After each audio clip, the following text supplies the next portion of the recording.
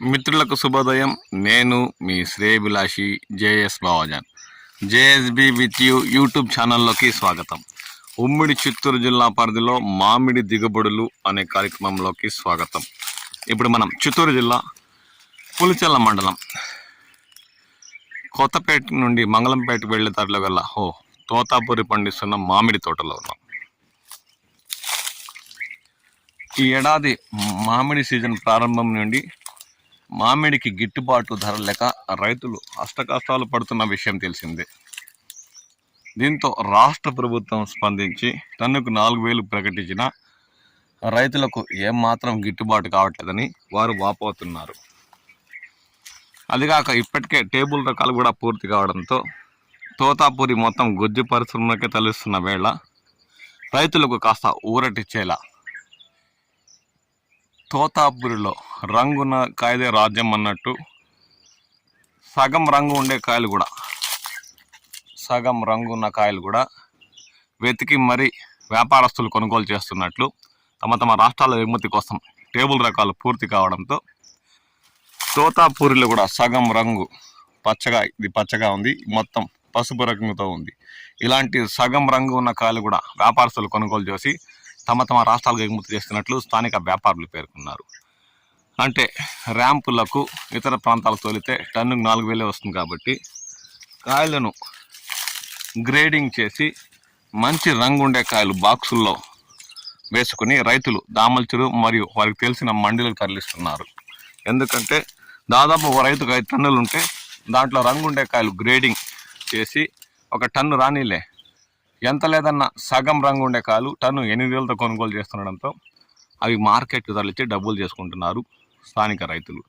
ఎందుకంటే లేదంటే అది అలాగే గుజ్జు పరిశ్రమకు తరలించేసిన ఏమాత్రం రైతుకు లాభం ఉండదు కాబట్టి ప్రారంభపు ధర సగం రంగు కాయలు 8,000 నుంచి అంటే 70% పైబడి రంగు ఉండి మంచి నాణ్యత కలిగిన తోతాపూరి రకానికి ఇతర రాష్ట్రాల వ్యాపారస్తులు 10,000 నుండి 12,000 వరకు కొనుగోలు చేస్తుండడంతో రైతులు ఆశతో ఒక 500 కిలో కూడా రానిలే మంచి నాణ్యత రంగు ఉండే తోతాపూరిని తోటల్లో కోతలు మొదలుపెట్టి బాక్సుల్లో ప్యాక్ చేసుకుని తమ దగ్గరలో ఉన్న మండీలకు ర్యాంపులకు తరలించి ఇతర రాష్ట్రాల వ్యాపారస్తులకు అమ్ముకుంటున్నారు.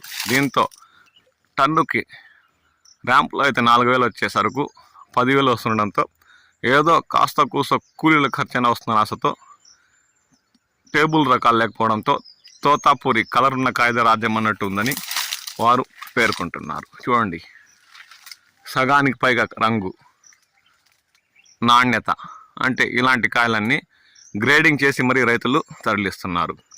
ఇక రాబోయే రోజుల్లో అంటే బంగినపల్లి కూడా దాదాపు 89% తోటల్లో నుండి కోతలు పూర్తయ్యాయి కాబట్టి ఇలాంటి రంగున్న తోతాపూరికి మంచు గిట్టుబాటు ధరలు లభిస్తాయని చెప్పచ్చు. కాబట్టి రైతులారా, మీ ప్రాంతాల్లో తోతాపూరి రంగున్న కాయలు గ్రేడింగ్ చేసి ఏమైనా కొనుగోలు చేస్తున్నారా, లేదంటే అంతా గుజ్జు పరిశ్రమకి తరలించేస్తున్నారా అన్న విషయంపై కామెంట్ సెక్షన్లో మీ విలువైన అభిప్రాయాలు పంచుకోండి.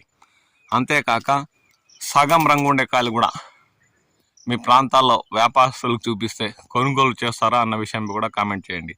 మీ దగ్గర ఇలా అర్ధం రంగు ఉన్న తోతాపూరి అయితే 70% ఉన్నా సరే సపరేట్ చేసి వాటిని గ్రేడింగ్ చేసి వ్యాపారస్తులకు చూపిస్తే తప్పకుండా కొనుగోలు చేస్తారు అన్న నమ్మకం మాకుంది. ఒకసారి ప్రయత్నించి చూడండి.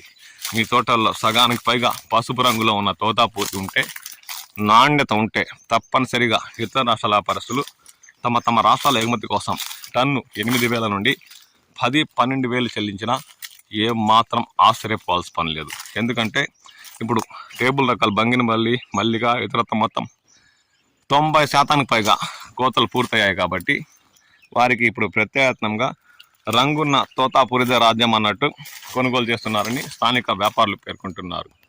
కాబట్టి మిత్రులారా, మీ తోటల్లో ఇంత మాత్రం రంగు ఉంటే మీ స్థానికంగా ఉన్న వ్యాపారులను కానీ ఇతర రాష్ట్రాల వ్యాపారస్తులను కానీ సంప్రదించి అమ్మకాలు సాగిస్తారని ఆశిస్తూ నేను మీ శ్రేయభిలాషి జేఎస్ బావాజాన్.